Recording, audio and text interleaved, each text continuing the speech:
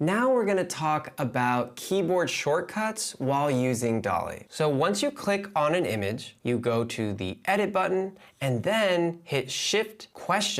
And it pulls up the different keyboard shortcuts. So we have the Select tool, Pan tool, Eraser, Generate Frame, Upload Image, Quick Pan, Zoom in and out, Quick Zoom, Undo, Redo, Toggle UI Visibility, and what we just did, the shortcuts. So here I can hit E to grab our eraser tool and we can start erasing. I can hit V to get rid of the eraser tool.